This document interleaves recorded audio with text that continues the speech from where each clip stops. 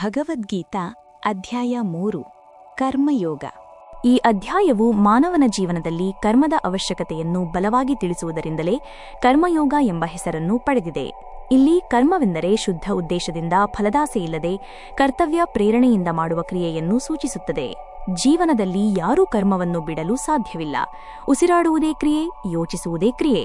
ಆದರೆ ಈ ಕ್ರಿಯೆಗಳು ಬಂಧನವಾಗುವುದೇ ಅಥವಾ ಮುಕ್ತಿ ಮಾರ್ಗವಾಗುವುದೇ ಎಂಬುದು ಮನಸ್ಸಿನ ಭಾವದ ಮೇಲೆ ಅವಲಂಬಿತವಾಗಿದೆ. ನಮಸ್ಕಾರ ವೀಕ್ಷಕರಿಗೆ, ನಿಮಗೆಲ್ಲರಿಗೂ ಭಗವದ್ಗೀತೆ ಸಾರ ವಾಹಿನಿಗೆ ಸ್ವಾಗತ. ಈ ಅಧ್ಯಾಯವು ವಿಶೇಷವಾಗಿ ನಿಷ್ಕಾಮ ಕರ್ಮ ಎಂಬ ತತ್ವವನ್ನು ಪ್ರಧಾನವಾಗಿ ಬೋಧಿಸುತ್ತದೆ. ನಿಷ್ಕಾಮ ಕರ್ಮ ಎಂದರೆ ಫಲಕಾಮನೆ ಇಲ್ಲದೆ, ಇದು ನನ್ನ ಕರ್ತವ್ಯ ಎಂಬ ಭಾವದಿಂದ ಮಾಡುವ ಕ್ರಿಯೆ. ಫಲದಾಸೆ ಇದ್ದರೆ ಅಹಂಕಾರ ಬಲಪಡುತ್ತದೆ. ನಾನೇ ಮಾಡಿದ್ದೇನೆ, ನನಗೇ ಸಿಗಬೇಕು. ಆದರೆ ಫಲವನ್ನು ಬಿಟ್ಟು ಮಾಡಿದರೆ ಕರ್ಮ ದೇವಸೇವೆ ಆಗುತ್ತದೆ, ಮನಸ್ಸು ಶುದ್ಧವಾಗುತ್ತದೆ, ಅಹಂಕಾರ ಕರಗುತ್ತದೆ. ಈ ರೀತಿಯಾಗಿ ಕರ್ಮವೇ ಯೋಗವಾಗುತ್ತದೆ. ಈ ಅಧ್ಯಾಯದಲ್ಲಿ ಅರ್ಜುನನು ಯುದ್ಧ ಮಾಡುವುದರಿಂದ ನನ್ನೊಳಗಿರೋ ಕರುಣೆ ಸಾಯುತ್ತದೆ. ಧರ್ಮದ ಆಧಾರವೇ ಕರುಣೆ ಅಲ್ಲವೇ ಮಾಧವ, ನಾನು ಇಷ್ಟು ದೊಡ್ಡ ವಿದ್ವಾಂಸಕ್ಕೆ ಕಾರಣನಾಗುತ್ತೇನೆ ಎಂದು ಹೇಳುತ್ತಾನೆ. ಶ್ರೀಕೃಷ್ಣನು ಅರ್ಜುನನಿಗೆ ಉತ್ತರಿಸುತ್ತಾರೆ, ಎಲ್ಲಾ ಕರ್ಮಗಳೂ ಕಾರ್ಯಗಳಾಗುತ್ತವೆ, ಆದರೆ ಎಲ್ಲಾ ಕಾರ್ಯಗಳೂ ಕರ್ಮಗಳಾಗುವುದಿಲ್ಲ. ಯಾವ ಕರ್ಮದ ಕಾರ್ಯಗಳು ಫಲದಾಸೆಯಿಂದ ಮಾಡುತ್ತಾರೋ ಅಂತಹ ಕಾರ್ಯ ಸಕಾಮ ಕರ್ಮ ಎಂದು ಕರೆಯುತ್ತಾರೆ. ಯಾವ ಕಾರ್ಯಗಳು ಫಲದಾಸೆಯಿಲ್ಲದೆ ಸಮರ್ಪಣೆಯಿಂದ ಮಾಡುತ್ತಾರೋ ಅಂತಹ ಕಾರ್ಯ ನಿಷ್ಕಾಮ ಕರ್ಮ ಎಂದು ಕರೆಯುತ್ತಾರೆ ಎಂದು ಕರ್ಮ ಹಾಗೂ ಕಾರ್ಯದ ಬಗ್ಗೆ ಸ್ಪಷ್ಟಪಡಿಸುತ್ತಾರೆ. ಶ್ರೀಕೃಷ್ಣನು ಇಲ್ಲಿ ವಿಶ್ವಸೃಷ್ಟಿಯ ಯಜ್ಞತತ್ವವನ್ನು ವಿವರಿಸಿ ಹೇಳುತ್ತಾರೆ. ಬ್ರಹ್ಮನು ಪ್ರಪಂಚವನ್ನು ನಿರ್ಮಿಸುವಾಗ ಯಜ್ಞವನ್ನು ಸಹ ನಿರ್ಮಿಸಿದರು. ಯಜ್ಞ ಎಂದರೆ ತ್ಯಾಗ, ಪರೋಪಕಾರ, ಹಂಚಿಕೊಳ್ಳುವ ಮನೋಭಾವ. ಎಲ್ಲ ಜೀವನವೂ ಪರಸ್ಪರ ಅವಲಂಬಿತವಾಗಿದೆ. ಮಳೆ ಬೆಳೆಯಾಗಬೇಕು, ಬೆಳೆ ಜೀವಿಗಳಿಗೆ ಆಹಾರವಾಗಬೇಕು, ಜೀವಿಗಳು ಪ್ರಕೃತಿಗೆ ಹೊಣೆಗಾರರಾಗಬೇಕು. ಈ ಚಕ್ರವನ್ನು ಯಜ್ಞಚಕ್ರವೆಂದು ಕರೆಯಲಾಗುತ್ತದೆ. ಯಾರು ಸಮಾಜಕ್ಕಾಗಿ, ಲೋಕಕ್ಷೇಮಕ್ಕಾಗಿ ಬದುಕುತ್ತಾರೆ ಅವರು ಯಜ್ಞಭಾವದಿಂದ ಬದುಕುತ್ತಾರೆ. ಯಾರು ನನಗೆ ಮಾತ್ರ ಎನ್ನುವ ಮನೋಭಾವದಿಂದ ಬದುಕುತ್ತಾರೆ ಅವರು ಪಾಪಕ್ಕೆ ಒಳಗಾಗುತ್ತಾರೆ. ಕರ್ಮಯೋಗಿ ಅಹಂಕಾರವನ್ನು ತ್ಯಜಿಸುತ್ತಾನೆ, ಆದರೆ ಜಗತ್ತಿನಿಂದ ದೂರವಾಗುವುದಿಲ್ಲ. ಅವನು ಕೆಲಸ ಮಾಡುತ್ತಾನೆ, ಆದರೆ ಕೆಲಸದಲ್ಲಿರುವಾಗಲೂ ಅವನ ಮನಸ್ಸು ದೇವರಲ್ಲಿ ನೆಲೆಸಿರುತ್ತದೆ. ಅವನು ಹೇಳುತ್ತಾನೆ, ನಾನು ಮಾಡುವ ಎಲ್ಲ ಕ್ರಿಯೆಯೂ ದೇವರಿಗೆ ಅರ್ಪಣೆ. ಈ ಭಾವನೆ ಕಾರ್ಯವನ್ನು ಪೂಜೆಯನ್ನಾಗಿಸುತ್ತದೆ. 1ನೇ ಶ್ಲೋಕದಿಂದ 8ನೇ ಶ್ಲೋಕದವರೆಗೂ ಜ್ಞಾನಯೋಗ ನಿಷ್ಕಾಮ ಕರ್ಮಗಳನ್ನು ಅನುಸರಿಸಿ ಶ್ರೇಷ್ಠವಾದ ಕರ್ಮಗಳ ಬಗೆಗೆ ತಿಳಿಸುವುದು. 9ನೇ ಶ್ಲೋಕದಿಂದ 16ನೇ ಶ್ಲೋಕದವರೆಗೂ ಫಲಾಪೇಕ್ಷೆಯಿಲ್ಲದೆ ಮಾಡುವಂತಹ ಕರ್ಮಯಜ್ಞ, ಯಜ್ಞಯಾಗಾದಿ ಕರ್ಮಗಳ ಅವಶ್ಯಕತೆ. 17ನೇ ಶ್ಲೋಕದಿಂದ 24ನೇ ಶ್ಲೋಕದವರೆಗೂ ಜ್ಞಾನಿಯಾದವನು ಲೋಕದಲ್ಲಿ ಮಾಡುವ ಕರ್ಮಗಳು. 25ನೇ ಶ್ಲೋಕದಿಂದ 35ನೇ ಶ್ಲೋಕದವರೆಗೂ ಜ್ಞಾನಿ ಅಜ್ಞಾನಿಗಳ ಲಕ್ಷಣಗಳನ್ನು ಅರಿಯುವುದು, ಪ್ರೇಮಿಸುವುದು, ದ್ವೇಷಿಸುವುದನ್ನು ಬಿಟ್ಟು ಕರ್ಮಗಳನ್ನು ಮಾಡುವುದಕ್ಕೆ ಪ್ರೇರಣೆ. 36ನೇ ಶ್ಲೋಕದಿಂದ 43ನೇ ಶ್ಲೋಕದವರೆಗೂ ಕಾಮ, ಕ್ರೋಧರೂಪ ಶತ್ರುಗಳನ್ನು ಜಯಿಸುವುದಕ್ಕೆ ಉಪಾಯಗಳನ್ನು ಈ ಅಧ್ಯಾಯದಲ್ಲಿ ತಿಳಿಸಲಾಗಿದೆ. ಅರ್ಜುನನು ಕುರುಕ್ಷೇತ್ರದ ಯುದ್ಧಭೂಮಿಯಲ್ಲಿ ನಿಂತಾಗ ಅವನ ಹೃದಯದಲ್ಲಿ ಉದ್ರೇಕ, ಅನುಮಾನ ಮತ್ತು ವ್ಯಾಕುಲತೆಗಳು ಆಳವಾಗಿ ಬೇರುಬಿಟ್ಟಿದ್ದುವು. ಇನ್ನೂ ಶೋಕ ಮತ್ತು ಮೋಹದ ಮಂಜು ಅವನ ಬುದ್ಧಿಯನ್ನು ಆವರಿಸಿತ್ತು. ಅವನು ಕೇಳುತ್ತಾನೆ, ಮಧುಸೂದನ, ನೀನು ಜ್ಞಾನವನ್ನು ಶ್ರೇಷ್ಠವೆಂದು ಹೊಗಳುತ್ತಿದ್ದೀರಿ, ಅದೇ ಸಮಯದಲ್ಲಿ ಕರ್ಮವನ್ನು ಮಾಡುವುದಕ್ಕೂ ಆಜ್ಞಾಪಿಸುತ್ತಿದ್ದೀರಿ. ಇವೆರಡರಲ್ಲಿ ಯಾವುದೇ ಉತ್ತಮ? ಯಾವುದನ್ನು ನಾನು ಅನುಸರಿಸಬೇಕು? ಇಲ್ಲಿ ಅರ್ಜುನನ ಪ್ರಶ್ನೆ ಸಾಮಾನ್ಯ ಮನುಷ್ಯನ ಪ್ರಶ್ನೆಯೂ ಹೌದು. ಯಾಕಂದರೆ ಹೃದಯದ ಒರಟಾದ ಗಡಿಯಾರದಲ್ಲಿ ಬುದ್ಧಿ ತ್ಯಜಿಸುವಿಕೆ ಕಡೆ ಎಳೆಯುವುದು, ಆದರೆ ಜೀವನದ ಹೊಣೆಗಾರಿಕೆಗಳು ಕರ್ತವ್ಯದ ಕಡೆ ಬಂಧಿಸುವುದು. ಈ ಎರಡು ದಿಕ್ಕುಗಳ ತೂಗುಬಂಡೆಯಲ್ಲೇ ಮನುಷ್ಯನ ಮನಸ್ಸು ಶತಮಾನಗಳಿಂದ ತೂಗುತ್ತಿದೆ. ಶ್ರೀಕೃಷ್ಣನು ಅರ್ಜುನನಿಗೆ ಹೇಳುತ್ತಾರೆ, ನೀನು ಕರ್ಮವನ್ನು ಬಿಟ್ಟು ಶಾಂತಿಯನ್ನು ಕಾಣಲು ಯತ್ನಿಸುತ್ತಿದ್ದರೆ ಅದು ಅಸಾಧ್ಯ. ಯೋಗವು ಕರ್ಮವನ್ನು ತ್ಯಜಿಸುವುದಲ್ಲ, ಕರ್ಮವನ್ನು ಶುದ್ಧಪಡಿಸುವುದಾಗಿದೆ. ಕರ್ಮದಿಂದ ಓಡಿ ಹೋಗುವವನಿಗೆ ಮನಸ್ಸಿನಲ್ಲಿ ಇನ್ನೂ ಆಸೆಗಳು, ಮೋಹಗಳು, ದ್ವೇಷಗಳು, ಹಕ್ಕುದಾರಿತನ ಮತ್ತು ಅಹಂಕಾರ ಇರುವ ವ್ಯಕ್ತಿಗೆ ಬದುಕಿರುವವರೆಗೂ ಶಾಂತಿ ಸಿಗುವುದಿಲ್ಲ. ಆದರೆ ಕರ್ಮವನ್ನು ದೇವರಿಗೆ ಅರ್ಪಿಸುವ ಭಾವದಿಂದ ಮಾಡಿದರೆ ಮನಸ್ಸು ಧ್ಯಾನಕ್ಕೆ ಸಿದ್ಧವಾಗುತ್ತದೆ, ಆತ್ಮಜ್ಞಾನಕ್ಕೆ ದಾರಿ ತೆರೆದುಕೊಳ್ಳುತ್ತದೆ. ಶ್ರೀಕೃಷ್ಣನು ನಿಧಾನವಾಗಿ ಆದರೆ ಆಳವಾದ ಸ್ಪಷ್ಟತೆಯೊಂದಿಗೆ ಅರ್ಜುನನ ಮನಸ್ಸಿನ ಗೊಂದಲವನ್ನು ಬಿಚ್ಚುತ್ತಾರೆ. ಕೇವಲ ಕರ್ಮವನ್ನು ತೊರೆದು ಕೇವಲ ಜ್ಞಾನವನ್ನು ಹಿಡಿದವನು ಪಾವನನಾಗುವುದಿಲ್ಲ. ಹಾಗೆಯೇ ಕರ್ಮವನ್ನು ಮಾಡುವುದನ್ನು ಬಿಟ್ಟು ಮಾತ್ರ ಶಾಂತಸ್ಥಿತಿಯನ್ನು ಕೋರುವವನಿಗೆ ಸಿದ್ಧಿ ದೊರೆಯುವುದಿಲ್ಲ. ಮನುಷ್ಯನು ಜೀವಿಸುತ್ತಿರುವವರೆಗೂ ಕರ್ಮ ಅವನನ್ನು ಬಿಡುವುದಿಲ್ಲ. ಏಕೆಂದರೆ ದೇಹವೆಂಬ ಸಾಧನವಿರುವವರೆಗೆ ಪ್ರಾಣವಾಯು, ಚಲನ, ಇಂದ್ರಿಯಗಳ ಕಾರ್ಯ, ಅನೇಕ ಹೊರಗಿನ ಬಾಧ್ಯತೆಗಳು ಸ್ವತಃ ಅವನನ್ನು ಕರ್ಮಕ್ಕೆ ನಿಲ್ಲಿಸುತ್ತವೆ. ಕರ್ಮವೇ ಸಮಸ್ಯೆಯಲ್ಲ, ಮನುಷ್ಯ ಕರ್ಮದ ಮೂಲಕ ಬಂಧನಕ್ಕೆ ಒಳಗಾಗುವುದಿಲ್ಲ. ಬಂಧನವು ಕರ್ಮಕ್ಕೆ ಹಚ್ಚಿಕೊಳ್ಳುವ ಫಲಾಸಕ್ತಿ ಮತ್ತು ಅಹಂಕಾರದಿಂದ. ಹೀಗಾಗಿ ಕೃಷ್ಣನು ಹೇಳುವುದು ಕರ್ಮ ಮಾಡು, ಆದರೆ ಕರ್ಮ ನನಗೆ ಅರ್ಪಿತವಾಗಲಿ. ಸೃಷ್ಟಿಯ ಮೂಲವೇ ಯಜ್ಞ. ಇದು ಪ್ರಪಂಚದ ಆರಂಭದಲ್ಲಿ ಬ್ರಹ್ಮನ ಹೃದಯದಿಂದ ಉದ್ಭವಿಸಿದ ದೈವೀ ಚಕ್ರ. ಮಾನವನ ಜನನ, ಭೂಮಿ, ಜೀವ, ಕಾಲ ಇವನ್ನೆಲ್ಲ ಒಟ್ಟುಗೂಡಿಸುವ ಅದೃಶ್ಯ ಸೂತ್ರವನ್ನು ವೇದಗಳು ಯಜ್ಞ ಎಂದು ಕರೆಯುತ್ತವೆ. ಯಜ್ಞ ಎಂದರೆ ಕೇವಲ ಹೋಮದ ಹವಳದ ಜ್ವಾಲೆಯಲ್ಲ.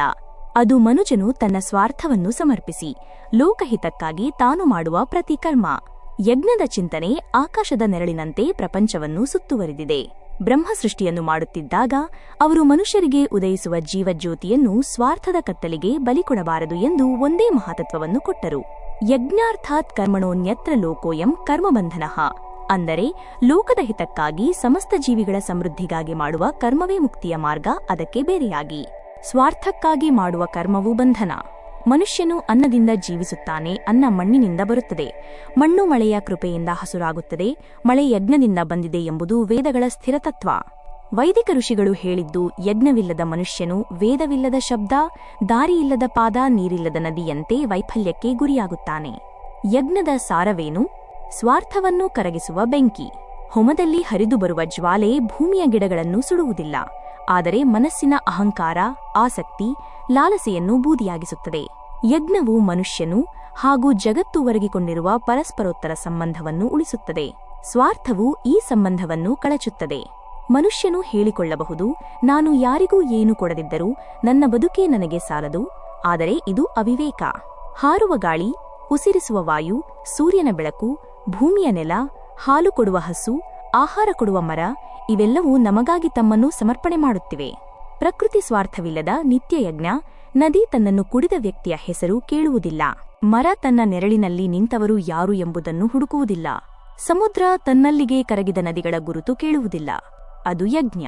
ಆದರೆ ಮನುಷ್ಯನು ತಾನು ಮಾಡುವ ಪುಟ್ಟ ಕೆಲಸಗಳನ್ನೇ ದೊಡ್ಡ ಹೆಮ್ಮೆಯಾಗಿ ಪರಿಗಣಿಸಿ, ಇದು ನನ್ನದು, ನಾನು ಮಾಡಿದೆ ಎಂದಾಗ ಕರ್ಮವು ಧಾರ್ಮಿಕ ಕ್ರಿಯೆಯಿಂದ ಬಂಧನದ ನೂಕುಗಾವಲಾಗಿ ಬದಲಾಗುತ್ತದೆ. ಹೀಗಾಗಿ ಶ್ರೀಕೃಷ್ಣನು ಹೇಳುತ್ತಾರೆ, ಯಜ್ಞಸಿತಾಹ ಸಂತೋಚಿತ್ತಂ ಬ್ರಹ್ಮ ನಿತ್ಯಮಾದಾಯ ಪ್ರಶಾಂತಚಿತ್ತ ಭುವಿ ಧನ್ಯಜನಾತ್ಮಾನಃ. ಯಜ್ಞರೂಪವಾದ ಕರ್ಮ ಮಾಡುವವನು ಪ್ರಶಾಂತನೂ, ಅವನ ಹೃದಯವೂ ಶುದ್ಧವೂ, ಅವನ ಪ್ರಾಣದಲ್ಲಿ ದೈವವೂ ನೆಲೆಸುತ್ತದೆ. ಯಜ್ಞದ ತತ್ವವನ್ನು ತಿಳಿಯದೆ ನಿರಂತರ ನನಗೆ ಏನು ಸಿಗುತ್ತದೆ ಎಂಬ ಬಯಕೆಗಳಲ್ಲಿ ಬದುಕುವವನು ನಿಜವಾಗಿ ತನ್ನನ್ನೇ ತಿನ್ನುತ್ತಾ ಬದುಕುವ ದೀಪದಂತೆ. ಜೀವನ ದಾಹದಿಂದ ಅಲ್ಲ, ಸಮರ್ಪಣೆಯಿಂದ ಹೂಬಿಡುತ್ತದೆ. ಕರ್ಮವನ್ನು ಅರಿತವನು, ತನ್ನ ಹೃದಯದೊಳಗಿನ ಸ್ವಾರ್ಥದ ಕವಚವನ್ನು ಕರಗಿಸಿಕೊಂಡವನು, ತನ್ನೊಳಗಿನ ಆತ್ಮಜ್ಯೋತಿಯನ್ನು ಕಂಡವನು, ಅವನು ಲೋಕದ ದೃಷ್ಟಿಯಲ್ಲಿ ಜ್ಞಾನಿ. ಅವನ ಆತ್ಮ ಸಾಕ್ಷಾತ್ಕಾರವು ತನಗಾಗಿ ಮಾತ್ರವಲ್ಲ, ಅದು ಲೋಕದ ಹಿತಕ್ಕಾಗಿ ಪ್ರಕಾಶಿಸುವ ದೀಪ. ಶ್ರೀಕೃಷ್ಣನು ಹೇಳುತ್ತಾರೆ, ಯದಿ ಹ್ಯಾಯಃ ಕರ್ಮಂ ತ್ಯಜೇಯುಃ ಜ್ಞಾನಿನಃ ತದನುಸೃತ್ಯ ಮಾನವಾಃ ವಿಶ್ವಸ್ಯ ಚ್ಯುತಿ ಸಂಭವೇತ್. ಅಂದರೆ ಜ್ಞಾನಿಗಳು ಕರ್ಮವನ್ನೇ ಬಿಟ್ಟುಬಿಟ್ಟರೆ ಸಾಮಾನ್ಯ ಜನರು ಕರ್ಮವನ್ನು ಬಿಟ್ಟುಬಿಡುತ್ತಾರೆ. ಹೀಗೆ ಆಗಿಬಿಟ್ಟರೆ ಲೋಕಧರ್ಮವೇ ಕುಸಿಯುತ್ತದೆ. ಏಕೆಂದರೆ ಸಾಮಾನ್ಯ ಮನುಷ್ಯನು ಜ್ಞಾನವನ್ನು ಕೇಳುವುದಕ್ಕಿಂತ ಜ್ಞಾನಿಯ ನಡವಳಿಕೆಯನ್ನು ನೋಡುವವನು. ಶ್ರುತಿ ಒಂದು ದಾರಿ ತೋರಿಸಬಹುದು, ಆದರೆ ಮನುಷ್ಯನಿಗೆ ಮಾದರಿ ಬೇಕು. ನೀತಿ ಬೋಧನೆ ಮಾತ್ರ ಸಾಕಾಗುವುದಿಲ್ಲ, ಅದನ್ನು ಬದುಕಿ ತೋರಿಸುವವನೂ ಬೇಕು. ಆದ್ದರಿಂದ ಜ್ಞಾನಿ ತನ್ನೊಳಗೆ ಸನ್ಯಾಸಿಯಾಗಿದ್ದರೂ ಹೊರಗೆ ಕರ್ಮದಲ್ಲಿ ನಿರತರಾಗಿರುತ್ತಾನೆ. ಅವನ ಕರ್ಮಲೋಕ ಕೃಪೆಗೆ, ಲೋಕವ್ಯವಸ್ಥೆಗೆ, ಧರ್ಮಚಕ್ರದ ನಿರಂತರ ಚಲನೆಗೆ ಆಧಾರ. ಇದನ್ನುವೇ ಲೋಕಸಂಗ್ರಹ ಎನ್ನುತ್ತಾರೆ.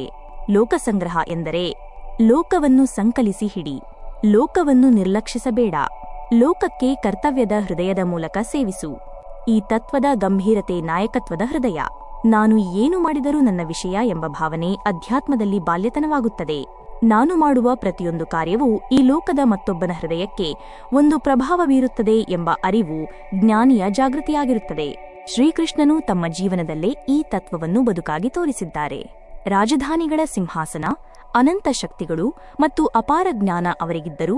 ಆದರೂ ಅವರು ಗೋಪಾಲನಾಗಿ ಹಸುಗಳನ್ನು ನೋಡಿಕೊಂಡರು, ರಾಯರ ಮನೆಗೆ ಕುಣಿದರು, ಸರ್ವರೊಂದಿಗೆ ಮಮತೆಯಿಂದ ಇದ್ದರು, ರಥಸಾರಥಿಯಾದರೂ, ಸ್ನೇಹಿತನಾಗಿ ನಿಂತರು, ಶ್ರಮಿಸಿದರು, ಕರ್ಮ ಮಾಡಿದರು.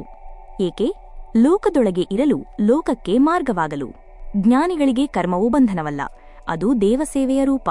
ಅವರು ಮಾಡುವ ಕಾರ್ಯದಲ್ಲಿ ಸ್ವಾರ್ಥವಿಲ್ಲ, ಲಾಭದಾಸೆಯಿಲ್ಲ, ಹೆಮ್ಮೆಯಿಲ್ಲ. ಅವರ ಜೀವನದ ಪ್ರತಿಯೊಂದು ಉಸಿರೆಯಜ್ಞದ ಹೂವಿನಂತೆ ಲೋಕದ ವೇದಿಕೆಯಲ್ಲಿ ಅರ್ಪಿತ. ಹೀಗೆ ಅಂತರಂಗದಲ್ಲಿ ಸಂನ್ಯಾಸ, ಬಾಹ್ಯದಲ್ಲಿ ಕರ್ಮ ಎಂದರೆ ಕರ್ಮಯೋಗದ ಪರಮ ಪರಿಪೂರ್ಣತೆ. ಜೀವನದಲ್ಲಿ ಕರ್ಮವು ಅನಿವಾರ್ಯ. ಆದರೆ ಕರ್ಮವನ್ನು ಮಾಡುವಾಗ ಮನಸ್ಸು ಅದಕ್ಕೆ ಬಂಧಿಯಾಗದಿರುವುದು ಯೋಗದ ಶ್ರೇಷ್ಠ ವಿದ್ಯೆ. ಇದು ಒಂದು ಸೂಕ್ಷ್ಮತತ್ವ. ಕೆಲಸ ಮಾಡಬೇಕು, ಆದರೆ ನಾನು ಮಾಡುತ್ತಿದ್ದೇನೆ ಎಂಬ ಭಾವವಿಲ್ಲದೆ. ಮನುಷ್ಯ ತನ್ನ ಕರ್ಮವನ್ನು ನಾನು ಎಂಬ ಅಹಂಕಾರದ ಕೇಂದ್ರದಿಂದ ಮಾಡಿದಾಗ ಅದೇ ಕರ್ಮ ಅವನಿಗೆ ಬಂಧನವಾಗುತ್ತದೆ. ಆದರೆ ಅದೇ ಕರ್ಮವನ್ನು ಅಹಂಕಾರರಹಿತವಾಗಿ ಸಮರ್ಪಣೆಯಿಂದ ಮಾಡಿದಾಗ ಅದೇ ಕಾರ್ಯವು ಶುದ್ಧಿಯ ಮಾರ್ಗ. ಶ್ರೀಕೃಷ್ಣನು ಹೇಳುತ್ತಾರೆ, ತವ ಕರ್ಮ ಕೇವಲ ನಿನ್ನದೇ ಅಲ್ಲ, ಅದು ಸ್ವಯಂ ಪ್ರಕೃತಿಯ ಚಲನೆ. ನೀನು ಕರ್ತ ಅಲ್ಲ, ಕರ್ತೃಶಕ್ತಿಯು ದೈವ. ಇದು ಸಾಮಾನ್ಯ ಬುದ್ಧಿಗೆ ಸುಲಭವಾಗಿ ಬರುವುದಿಲ್ಲ. ಯಾಕೆಂದರೆ ಮನುಷ್ಯನು ತಾನು ಮಾಡಿದ ಪ್ರತಿಯೊಂದು ಚಿಕ್ಕ ಕಾರ್ಯಕ್ಕೂ ಒಂದು ಹೆಮ್ಮೆ, ಒಂದು ಗುರುತು, ಒಂದು ಒಡೆತನ ಕಟ್ಟಿ ಹಿಡಿದುಕೊಳ್ಳಲು ಅಭ್ಯಾಸಪಟ್ಟುಕೊಂಡಿದ್ದಾನೆ.